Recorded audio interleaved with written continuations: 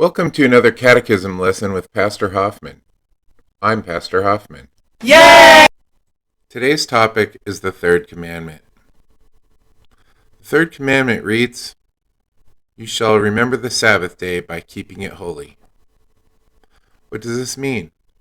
We should fear and love God so that we do not despise preaching or His word, but hold it sacred and gladly hear and learn it. So you might be asking, what is the... Okay, let's get to the elephant in the room. The Sabbath as Saturday.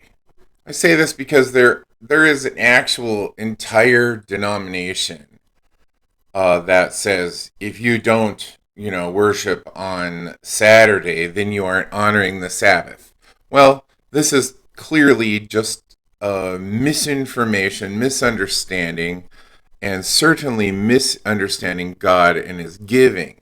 So the day, the Sabbath day, when people think it's Saturday and Sabbath, well, the day Saturday, as it's named, is a day that it's not Christian, it's not Jewish. It's a day that the Romans named Saturday after the god Saturn.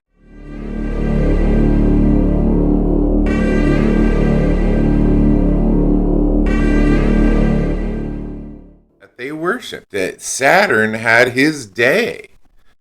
And how these things were ordered in the first century, pre-first century, it's kind of lost. I mean, we don't even use the same calendar anymore. So before you get all hung up on that, consider what God is giving in the Sabbath. We know that in Genesis, God did the creating. He created all of everything, including you and me. But on the seventh day, He rested, and that's what Sabbath means, is resting, to say, and He taught us from this, that after all of our labors throughout the week, He's given us a gift of something that people don't always recognize. He gave us a gift of rest. That body that God gave you, you're supposed to take care of it. And one of the things He gave you was rest from your labors, so that your body can regenerate, so that it can heal, so that literally it can come back and serve in a better capacity. All around, it's good for you. The Ten Commandments are like that. The first table of the law has shown us, first of all, don't have any other gods. Because we've seen throughout the Old Testament how these pagan worshipers, how their lives were just left in ruin, and how unbelief or false belief just brings about suffering, turmoil, and God is saying, I'm the only one. And for some people, that's a struggle. But for the truth of the matter is, it shouldn't be a struggle.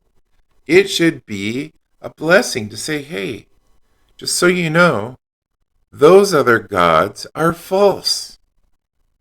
Don't have anything to do with lies and falsehoods. Because you're getting we jokingly in modern terms will say that's a Temu version. Anything that's just substandard. That's a Temu.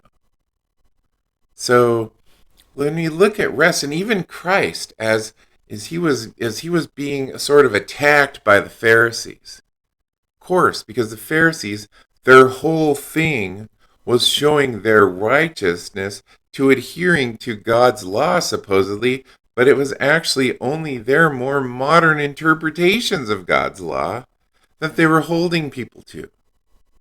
So when they come in and they said, well, was he actually healing people on the Sabbath? Was he blessing people on the Sabbath? What is wrong with the person that does that? And Jesus said something, and it's the way that God is.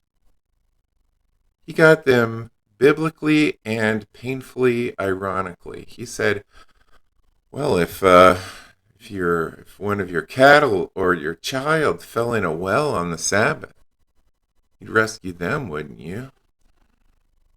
Now, here's something funny. Now, first, he puts the kid last, right? He's saying, you're all messed up in your priorities. And also, he's reminding us of what God says.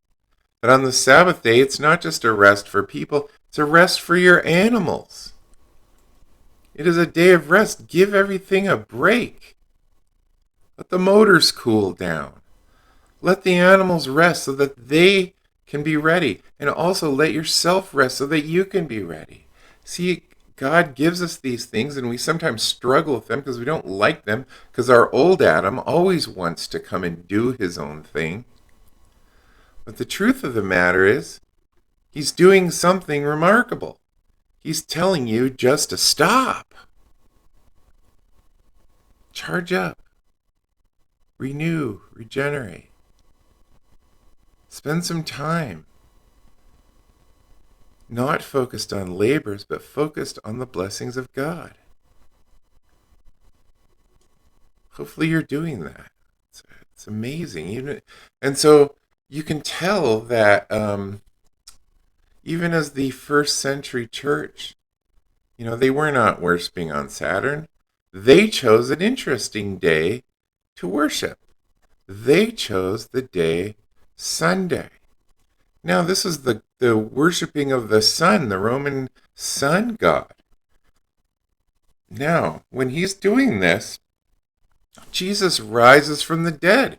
He overcomes sin, death, the power of the devil. He comes to life and overthrows the sun god. The Son of God overthrows the sun god.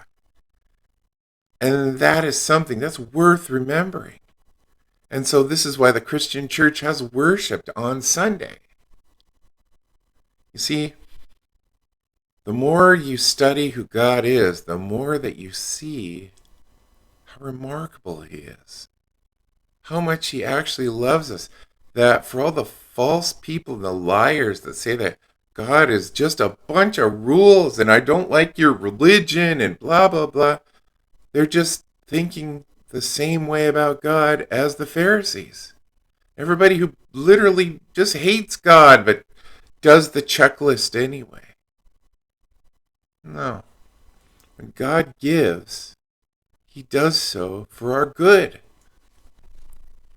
That's something really to ponder on this week as you imagine how you spend your days at work, being faithful at work, and how you take some time to rest, and also how you take some time to be in God's house on that triumphant day when Jesus overcame sin, death, and the devil. See, it's not a whip cracking on your back. It is God saying, I love you, and here is the wonderful things I've done for you. Thank you for this wonderful time together. We'll see you next time when we begin talking about the second table of the law. And this is how God blesses us by teaching us how to be around our neighbors, how to be a good neighbor. So I look forward to seeing you then. Until then, God's richest blessings on your day.